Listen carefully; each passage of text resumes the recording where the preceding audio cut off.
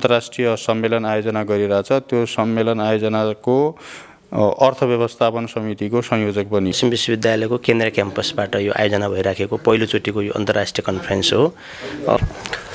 हाम्रो यो 13 र 14 गते असारमा हाम्रो अन्तर्राष्ट्रिय सम्मेलन हुन गइरहेको छ। केन्द्रीय क्याम्पसले असार 13 र 14 गते 2 दिने अन्तर्राष्ट्रिय सम्मेलनको आयोजना गरिरहेको छ।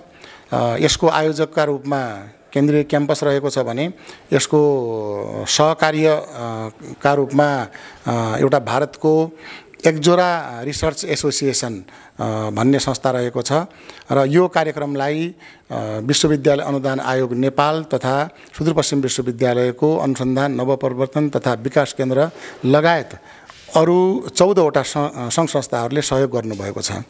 यो कार्यक्रममा नेपाल, भारत, अमेरिका, डेनमार्क र बेलायत लगायतका 5वटा देशका विभिन्न क्षेत्रका सहभागीहरूको सहभागिता रहेको छ।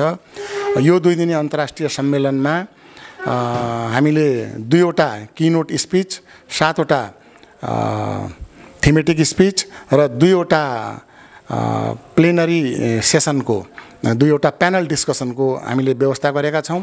यो सम्मेलनमा यी 5वटै देशहरूबाट जम्मा 117 जना अनुसन्धान पत्र प्रस्तुतकर्ताहरूको उपस्थिति रहेको छ, जसमध्ये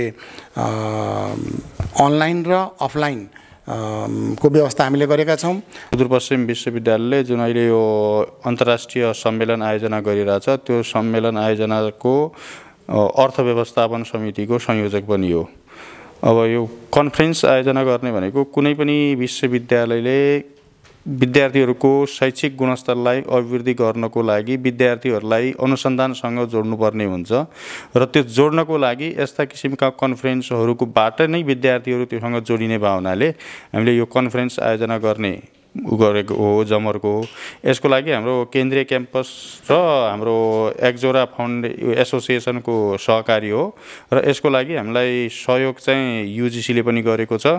अनि विश्वविद्यालयमा एउटा अनुसन्धान नवप्रवर्तन र विकास केन्द्र भन्ने छ, उसले पनि हामीलाई सहयोग गरिरहेको छ र साथै हाम्रो विभिन्न स्थानीय तहहरूले पनि हामीलाई यो सम्मेलन सञ्चालन गर्नको लागि सहयोग गरिरहेका छन्। त्यस्तै अन्य संस्थाहरू जस्तै हाम्रो लिटिल बुद्ध छ, अनि नेपाल खुल्ला विश्वविद्यालय छ, अनि Nepal bank limited, Nabil bank limited, अनि सार्क एजुकेसन फाउन्डेसन, अनि त्यस्तै हाम्रो ज्ञान भण्डार र यो चौलानी पुस्तक पसलहरूले हामीलाई यो सम्मेलन गर्नको लागि आर्थिक सहयोग पनि गर्नुभएको छ र जसका कारणले हाम्रो यो कार्यक्रम सम्पन्न हो।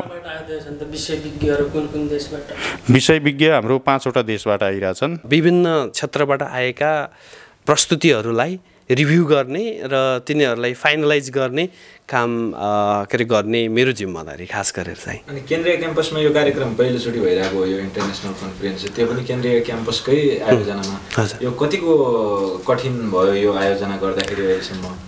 अलि धन्यवाद तपाईँको प्रश्नका लागि। खास गरी समस्या चाहिँ हामीलाई हलको समस्या थियो।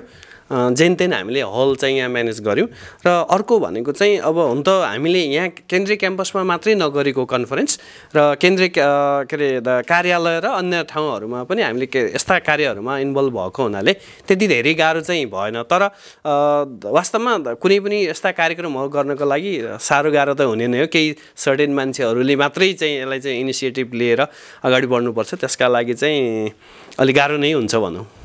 बजेट एमाउन्ट पनि अलिक बढी नै छ, यो जुटाउनको लागि कतिको गाह्रो भयो? विश्वविद्यालयको तर्फबाट कति सहजीकरण भयो? हामीले यो केन्द्रीय क्याम्पस भन्ने बित्तिकै हाम्रो विभागहरू छन्। विभागहरूले चाहिँ हामीलाई प्रत्येक विभागले, किनकि हाम्रो आफ्नै कार्यक्रम भएको हुनाले विभागहरूले हामीलाई चाहिँ सहयोग गरेका छन्। त्यसका साथसाथै हामीले चाहिँ विभिन्न स्थानीय तहहरूमा जस्तै भीमदत्त अनि अरू ठाउँमा विभिन्न ब्याङ्कहरूमा पनि गएर अलिक गाह्रो नै भयो भनौँ होइन, तर पनि उहाँहरूको सहयोगले चाहिँ सहयोग गरिराख्नु भएको छ र यो कार्यक्रम सफल हुनको लागि उहाँहरूको नै ठुलो देन छ भनेर चाहिँ हामी भन्न चाहन्छौँ। Emerging research trend and innovation in quality education and sustainable डेभलपमेन्टको यो टाइटलमा हामी बेस्ड रहेर सुदूरपश्चिम विश्वविद्यालयको केन्द्रीय क्याम्पसबाट यो आयोजना भइराखेको पहिलोचोटिको यो अन्तर्राष्ट्रिय कन्फरेन्स हो। यसको उद्देश्य भनेकै मुख्यतया राष्ट्रिय र अन्तर्राष्ट्रिय स्तरमा अहिलेका न्यू ट्रेन्डहरू रिसर्चमा धेरै ट्रेन्डहरू नयाँ ट्रेन्डहरू चेन्ज भइराखेको हुन्छ।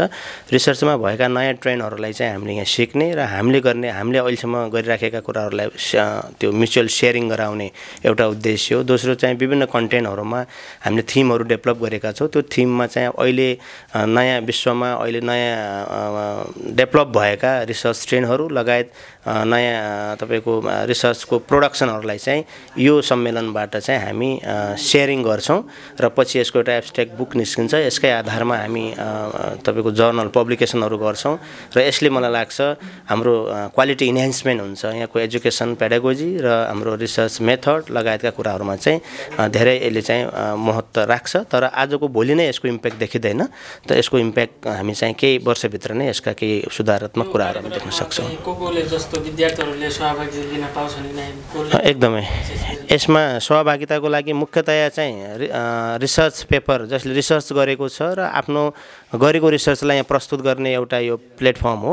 त्यस कारणले सहभागिता सबैले जनाउन सक्छ। तर सहभागिता यो सेन्समा कि एकाडेमिक फोरम भएको हुनाले त्यो रिसर्च र रिसर्चसँग सम्बन्धित व्यक्तिहरू मात्रै यसमा सहभागी हुन्छन्। सबै विद्यार्थीहरू चाहिँ सहभागी हुँदैनन्। यो चाहिँ केन्द्रीय क्याम्पसकै हाम्रो यही प्रेमिसेसभित्र चाहिँ अहिले चाहिँ हाम्रो इन्जिनियरिङ विभागमा हामीले त्यो व्यवस्था गरेका छौँ। नमस्कार। हाम्रो यो 13 र 14 गते असारमा हाम्रो अन्तर्राष्ट्रिय सम्मेलन हुन गइरहेको छ। यसमा हाम्रो मल्टिडिसिप्लिनरी